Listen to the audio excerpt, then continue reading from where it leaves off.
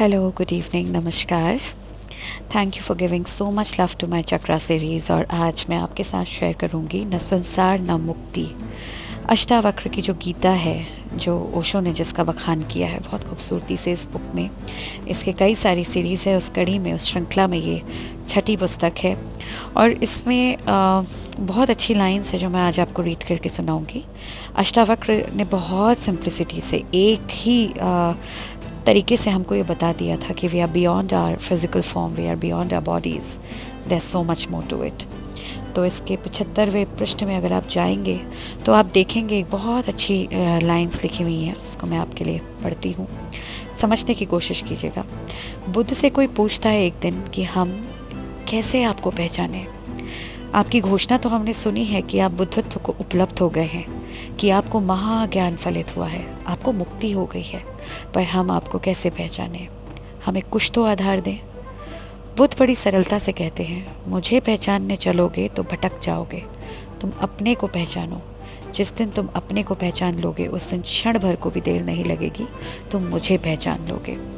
एक अवतारी पुरुष, एक महात्मा, और बुद्ध के बारे में क्या ही कह सकती हूँ, लेकिन वो इतनी सरलता से ये बात कह देते हैं कि हम सब अपनी जर्नी पे हैं और अपने आप को पहचानने की बात कहते हैं।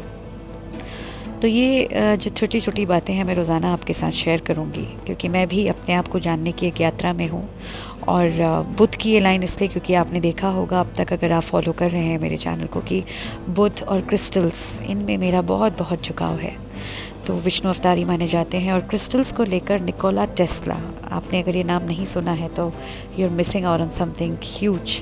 बहरहाल उन्होंने ये कहा है, in a crystal we have clear evidence of the existence of a formative life principle, and though we can not understand the life of a crystal, it is nonetheless a living being. इस ब्रह्मांड ने हमें बहुत सारी चीज़ें दी हैं, और ये भौतिक चीज़ें हैं, लेकिन ये हैरानी की बात है कि आपके अंदर की अध्यात्म को जगाने का काम करती हैं। आपको ये बताती हैं कि आप ब्रह्मांड का एक हिस्सा हैं, एक बहुत बड़ा ब्रह्मांड, एक यूनिवर्स जिसमें हम सब एक हैं। निकोला टेस्ला ने ये भी कहा था कि बुद्धिस्ट एक तरीके से कहते हैं, क्रिश्चियनिटी एक तरीके से कहती है, पर सब यही कहते हैं, वी आर वन।